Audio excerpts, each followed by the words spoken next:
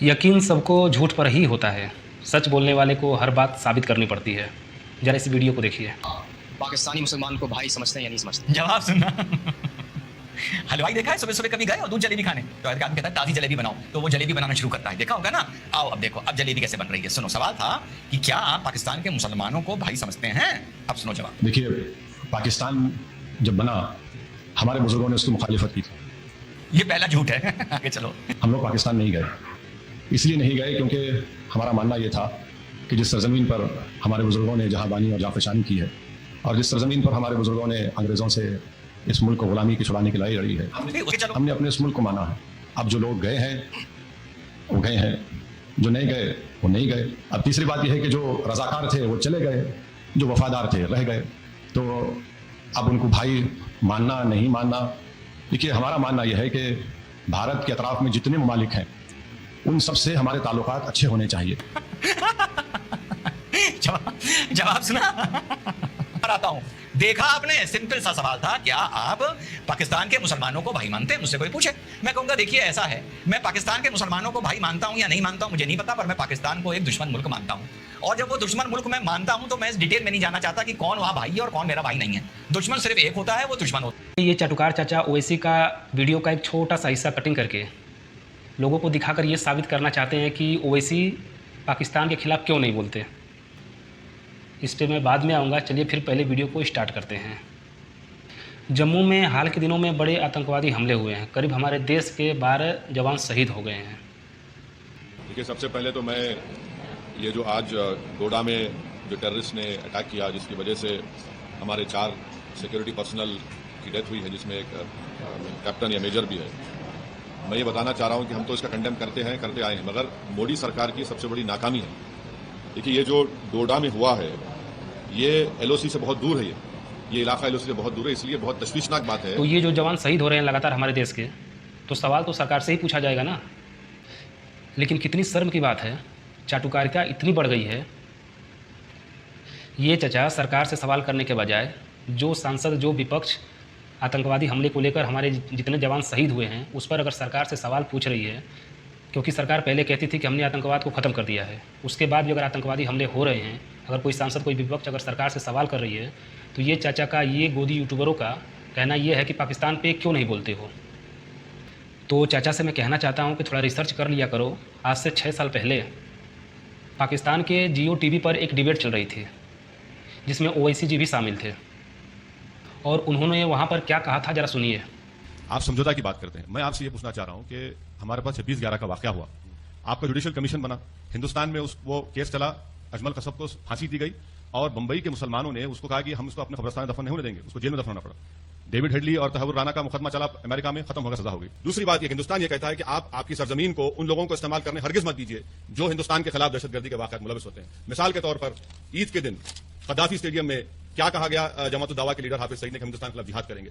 हम ये आपसे कहना चाह रहे हैं कि जमहूरियत में इख्तियार सबको है, मगर आप अगर अपनी सरजमीन से इस तरह के बयान दिए जाएंगे तो ताल्लुकात अच्छे नहीं हो सकते। तीसरी बात, आपको गौर यह करना है कि हिंदुस्तान और पाकिस्तान के ताल्लुकात कुछ अच्छे रहे बुरे रहे, मगर हिंदुस्तान तरक्की कर रहा है, हिंदुस्तान की इकोनॉमी ग्रो हो रही है। हम ये खत्म कर रहा हूं, सवाल का हिस्सा यह है कि इसके जिम्मेदार कौन है। मैं पाकिस्तानी अवाम को बताना चाहूंगा कि मार्च 2004 में आपके उस वक्त के जो वजीर रेलवे थे अशरफ काजी साहब ने क्या बयान दिया कि जो हिंदुस्तान में दहशतगर्दी हुई उसका जिम्मेदार उन्होंने दहशतगर्द तंजीम को करार दिया। आज आप उस पर पाबंदी आयद नहीं करते, तो हम ये कह रहे हैं कि इनको रोकिए, आप हमसे हासिल कीजिए कि बहुत सी चीजें, गरीबी है, आपके स्वास्थ्य में दवाओं की जरूरत है, हिंदुस्तान में 60% दवाएं कम है, तो मैं समझता हूं कि इन चीजों। चलिए मैं एक और घटना आपको दिखाता हूँ जो हमारे देश में पुलवामा अटैक हुआ था, जिसमें आतंकवादियों ने जो हमला किया था उसमें हमारे देश के करीब 42 जवान शहीद हुए थे।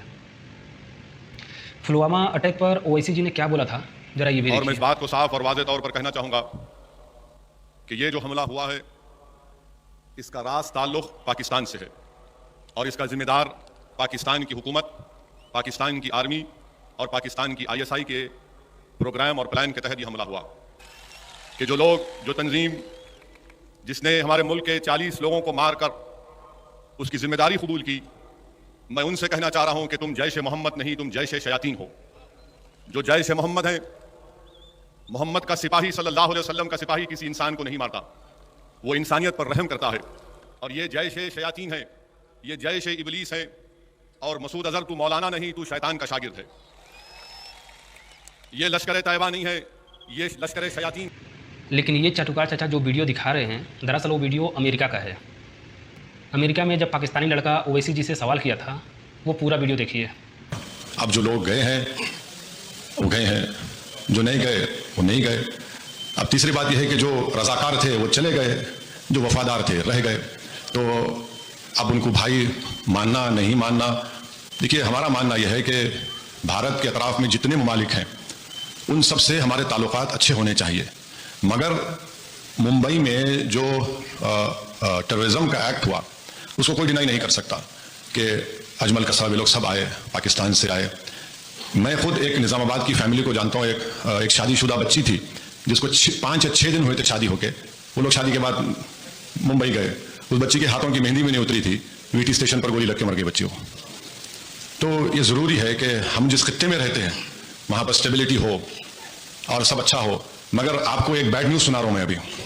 पार्लियामेंट की जो नई बिल्डिंग बनाई गई उसमें एक अंग्रेजी में मोरल होता है MURAL, वो लगाया गया जिसमें अखंड भारत का नक्शा दिखाया गया। उसमें पाकिस्तान भी आ गया, बांग्लादेश भी आ गया, भूटान भी आ गया, अफगानिस्तान भी आ गया। तो मैं बीजेपी वाले बोला मुबारक भाई जल्दी चलो। बोले क्या तमाशा है? है आप लगा दिए अखंड भारत का।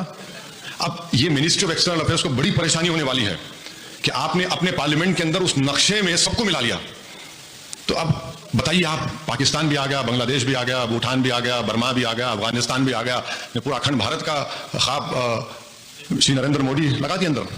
आप देखिए, अब आप लोगों को नहीं मालूम क्या, मैंने नहीं मालूम उस ममालिक में क्या होने वाला है, मगर हम तो क्लेम कर दिए हमारा है बोल के, क्लेम कर दिए विद कैपिटल C एंड तो क्लेम तो बहुत करते हैं। देखिए हम तो बोल रहे कि ले लो जाके आप अफगानिस्तान से शुरू करना चाहिए उनको। जो काम अंकल सैम नहीं करे अंकल मोदी कर देंगे शायद, नहीं मालूम। तो देखा आपने किस तरीके से आपके सामने झूठ को परोसा जा रहा है इन चाटुकार गोल्डी यूट्यूबरों के द्वारा। ओवैसी जी पे सिर्फ इसलिए इल्ज़ाम लगा देना क्योंकि वो मुस्लिम है। ऐसे बहुत मैं आपको वीडियो दिखा सकता हूँ जिसमें ओवैसी जी ने लगातार पाकिस्तान के खिलाफ बोलते आ रहे हैं, लेकिन ये चाटुकार यूट्यूबरों का सिर्फ यही मकसद है कि किस तरीके से उनको बदनाम किया जाए, किस तरीके से देश में हिंदू मुस्लिम की राजनीति किया जाए। वीडियो बहुत लंबी हो गई रहेगी। अगर वीडियो आपको अच्छा लगे तो चैनल को सब्सक्राइब कर लीजिएगा। फिर मिलेंगे नेक्स्ट वीडियो में, तब तक के लिए धन्यवाद।